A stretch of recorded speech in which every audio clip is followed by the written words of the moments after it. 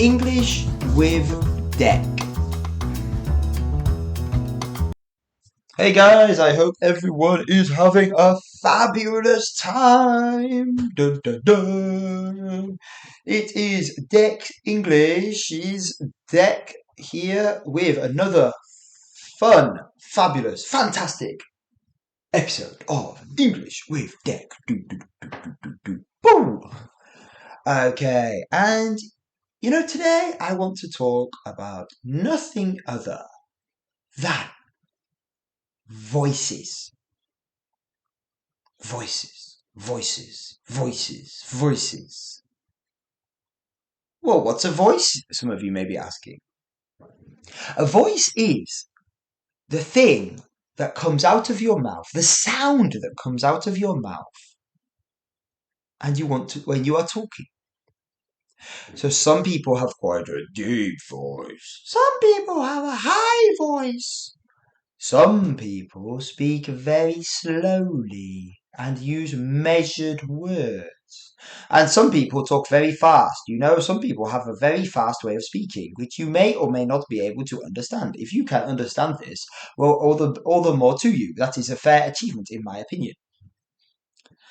And specifically today, I want to talk about podcast voice. Now, it is really common for us to change our voice, or at least the way we speak, depending on the situation.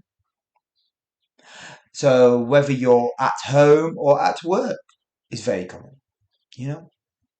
Maybe for work, you need to maintain a real air of politeness, and you need to be well mannered.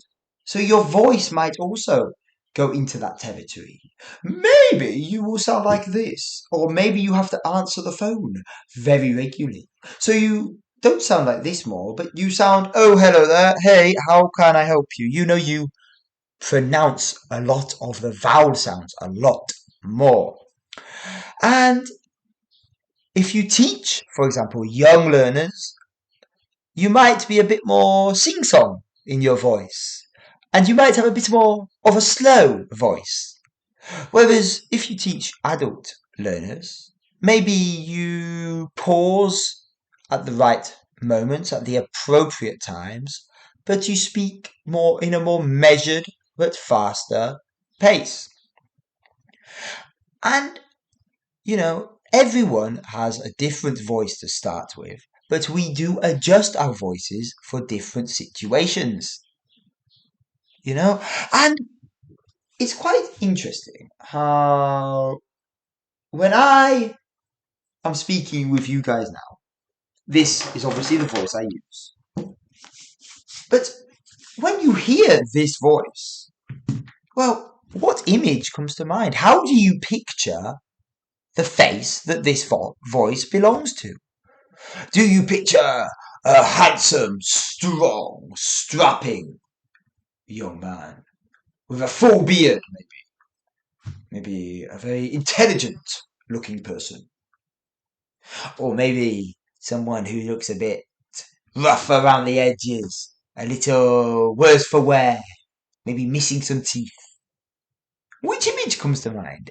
I'm very curious, Actually, do let people know, including me, of course, in the comments. I would love to hear what image comes to mind when you hear my voice. I'm sure many of you have seen my face, though, so maybe it won't be down to imagination so much. But I was chatting with a friend the other day, and I was rushing around at the same time. So I didn't have time to type him a message, so I sent him a voice message instead. And it ended up being quite a long message. But his response was, "Hey, Deck, stop using your podcast voice." I said, What is my podcast voice? What do you mean?" And he was like, "I don't know, man. You've got that podcast voice on. The voice you use for your podcasts. It's hard to describe, but yeah, stop it." And I had a little think. And I was like, "You're right, mate. You're right. when I do the podcasts, I have a specific voice I use. Well, obviously this one. I slow down a bit more. I allow time for the words to sink in, for the topic to maybe be absorbed into the listener's brain. Because there is no visual here, I really do have to be careful about allowing everyone who is listening to have a chance to understand. And of course, I can speed it up like this, which I do sometimes.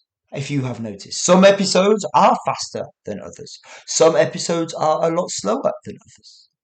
And that isn't always intentional, but sometimes there is a reason for that. Maybe the topic is a very fast topic. Or maybe, like today, there needs to be a lot of explanation. Therefore, a slower pace is needed. And, it really is interesting how when you hear a voice, but you can't see the person it belongs to, you sort of paint an image of that person in your brain. Now, one thing I have really come to realize is quite often the voice we hear, if we can't see that person, does not correlate to the image we perceive of that person. Maybe we get it close, but I always feel like I'm a bit off with when I listen to a podcast, and then I listen to quite a few episodes, and then I eventually see what the podcaster looks like, and I'm like, oh, okay, it's a little different to how I imagined. Or on the other side, I see the picture first, and then I hear the podcast, and I think, oh, it's different to how I imagined they would sound. So we definitely have these preset conceptions of how people should sound and should look in correlation to each other, those 2 points. Just a little interesting thought there, And just to finish off there, when you are speaking your second language, or maybe even your third, well, I can guarantee after a little while of using said language, you will not be using your native voice. And that is, well, obviously from copying other sources, from being absorbed into the culture, and also from putting a physical effort into literally sounding more native quite often. And on that note, quite often a non-native speaker is distinguishable from a native speaker, however good their vocabulary is, however good their spoken language is, simply because of their voice. Now, we can always be like, I want to be perfect, I want to sound French, I want to sound Japanese, I want to sound Korean, I want to sound Spanish. But all that pressure, and there's a good chance it might not actually work.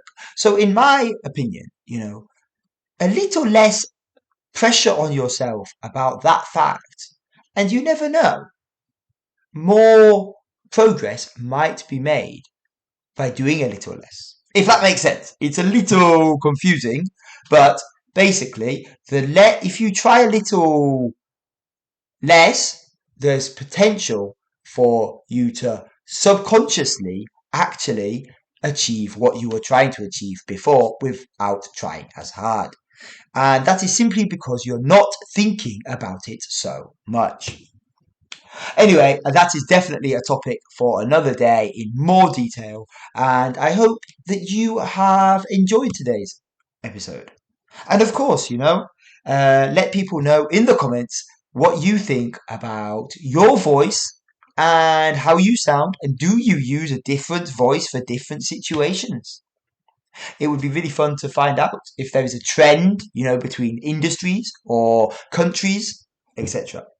And of course, don't forget to drop a comment drop a like, drop a review, and of course, if you have a couple of spare minutes, even head over to the Ko-fi page and feel free to support the project. This time is incredibly valuable for you, I know, but as always, it does help to keep the wheels in motion. It helps to continue the English with Deck series and, of course, further projects around that under the Deck English umbrella. Okay, guys, as always, thank you so much. Enjoy your day, enjoy your evening, and see you in the next one. Bye now.